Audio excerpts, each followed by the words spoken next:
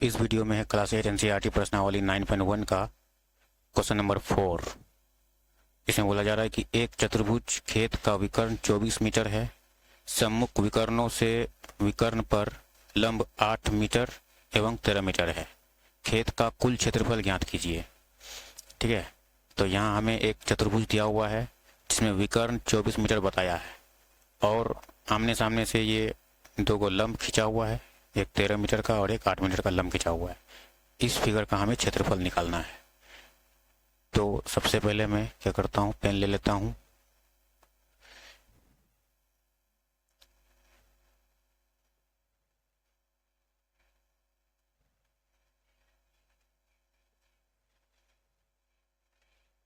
चलिए, मैं पेन ले लिया।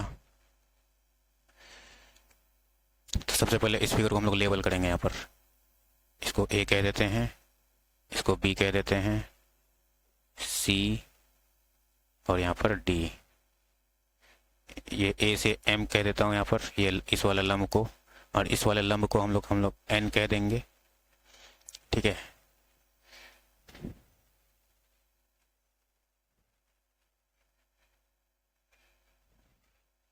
चलिए यहाँ से हम लोग सॉल्व करेंगे हल। तो जो जो बता के रखा है हम लोग उसको पहले लिखते हैं। ठीक है, फिगर के अकॉर्डिंग हम यहाँ पर लिख सकते हैं कि बी डी हमारे पास बता के रखा है। ठीक है, वो है 24 मीटर। उसके बाद ये जो खड़ी लाइन है लंब, वो है 13 मीटर। ए एम हमारे पास है 13 मीटर। उसके बाद इधर से सी एन वो हमारे पास कितना है, सी एन हमारे पास 8 मीटर बता के मिला है। तो अब हम लोग क्या करते हैं, इस पूरे फिगर का क्षेत्रफल निकालने के लिए हम लोग को दो ट्रायंगल का क्षेत्रफल निकालना पड़ेगा। जैसे ए बी डी एक ट्रायंगल का क्षेत्रफल निकाल लेंगे और एक बी सी डी ट्रायंगल का क्षेत्रफल निकाल लेंगे। ठीक है, तो यहाँ पर हम लोग करते हैं। सबसे पहले लिखेंगे त्रिभुज ए बी डी, यानी कि ये वाला त्रिभुज ए बी डी, ये वाला त्रिभुज दिख रहा है यहाँ पर, इसका क्षेत्रफल।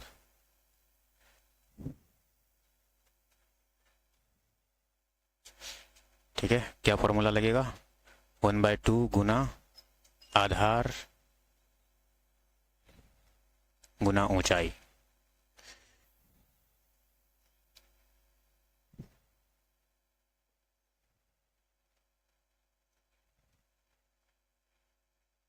ठीक है, तो आगे हम लोग बढ़ेंगे।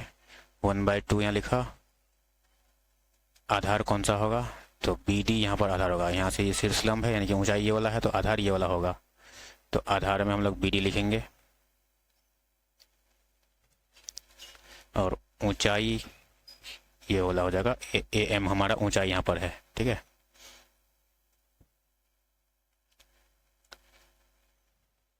ए एम 1/2 लिखा, बी डी की जगह पर रखेंगे 24 और ए एम की जगह पर रखेंगे 13। 2 से 24 कटेगा, 12 बन जाएगा। तो 13 दूनी 26 का 6, 13 एकम 13 और केरी 2 था तो 15 हो गया। 156 मीटर हमारा एक ऊपर वाला त्रिभुज का क्षेत्रफल हो गया। अब नीचे वाले त्रिभुज का क्षेत्रफल हम लोग निकालेंगे। तो करते हैं, त्रिभुज बी सी डी का क्षेत्रफल। ठीक है, फिर से वही फॉर्मूला आ जाएगा, 1/2 गुना आधार गुना ऊंचाई।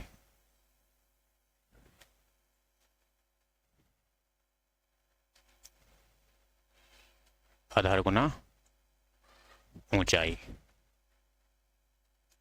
उसके बाद 1/2 फिर से लिखा, आधार अभी फिर से बी डी ही आधार होगा क्योंकि उसी वही वाला विकर्ण है और उसी विकर्ण पर ये ऊंचाई खिंचा हुआ है। तो बी डी हमारा फिर से आ जाएगा बी डी, लेकिन ऊंचाई अभी बदल जाएगा, ऊंचाई इधर से है, सी एन हमारा ऊंचाई हो जाएगा। यहाँ पर हम लोग सी एन लिखेंगे, सी एन। तो क्या हो जाएगा 1/2 गुना बी डी की जगह पर 24 फिर से, और सी एन हमारा 8 मीटर है फिगर में। 2 से काट लेंगे, 12 यहाँ बन जाएगा, 24 को काटे 2 से तो 12 बन गया, और 12 गुना 8 क्या बन जाएगा यहाँ पर, 12 8 है 96, 96 मीटर स्क्वायर। तो हमने ऊपर वाले ट्रायंगल का एरिया निकाल लिया, नीचे वाले ट्रायंगल का एरिया निकाल लिया, ठीक है। तो अब हम पूरे फिगर का एरिया निकालेंगे, तो क्या करेंगे, दोनों ट्रायंगल का एरिया को जोड़ना पड़ेगा। तो हम लोग यहाँ पर लिखेंगे कि क्या है, खेत का कुल क्षेत्रफल, खेत का कुल क्षेत्रफल, खेत का कुल क्षेत्रफल क्या हो जाएगा, एक ये वाला